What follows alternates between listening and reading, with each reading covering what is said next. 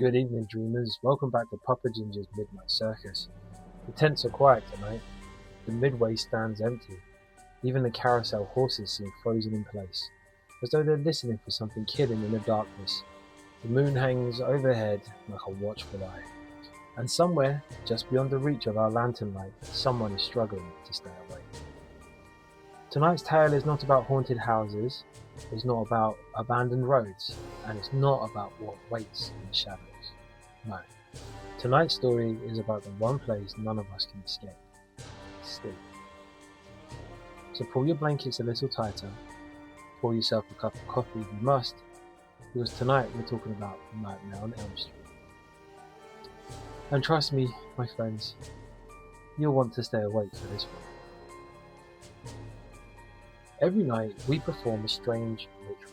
We close our eyes, we surrender control, and we enter a world that exists only inside our minds. Most of the time those dreams are harmless. Sometimes they're wonderful, sometimes they're just plain bizarre, and occasionally they're terrifying.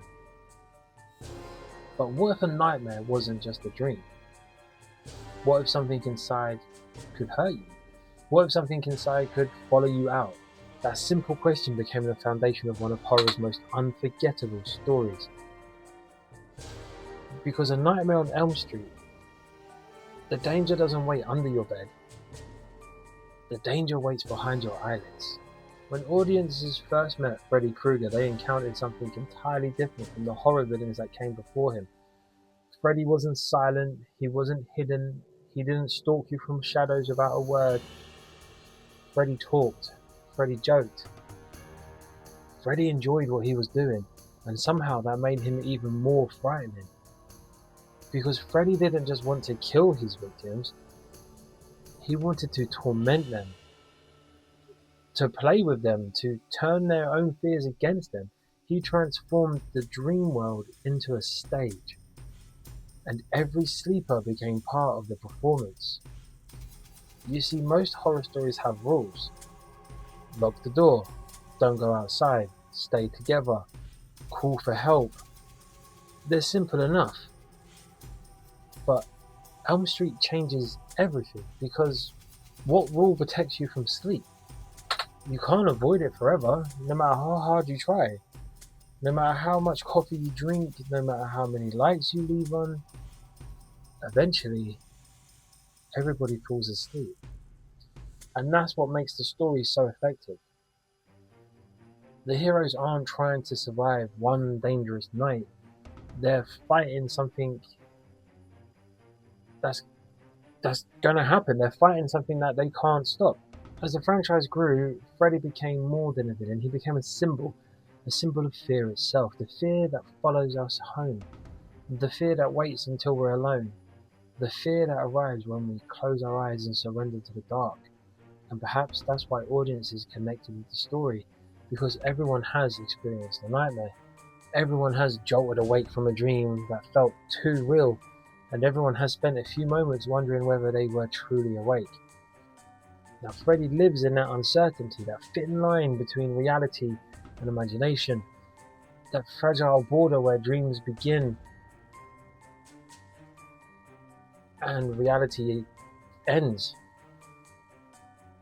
But beneath all the scares and the supernatural terror lies something deeper. The adults of Elm Street created a secret, a terrible secret. And secrets have a habit of returning, no matter how deeply they bury them. The children inherit the consequences of choices that they made. The past reaches into the present, and the nightmare becomes impossible to escape. Perhaps that's the true horror at the heart of the story. Not Freddy, not the dreams, but the idea that some mistakes never truly disappear. They simply wait, patiently. Like they're waiting for the right moment to return. Years later, Freddy Krueger remains one of horror's most recognizable figures. The striped sweater, the fedora, the glove, the burnt face. Instantly recognizable, but legends aren't remembered because of how they look. They're remembered because of how they make us feel.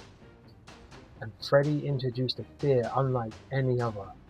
A fear that follows us to the one place we're supposed to feel safe, a fear that waits in our dreams, and that's a place no lock can protect, no alarm can guard, and no running can escape.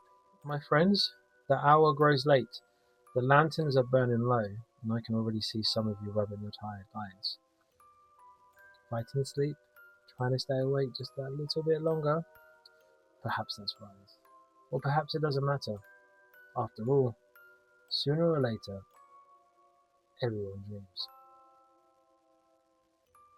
Thank you for spending another evening beneath the canvas sky of Papa Ginger's Midnight Circus. Until our next gathering, sleep well.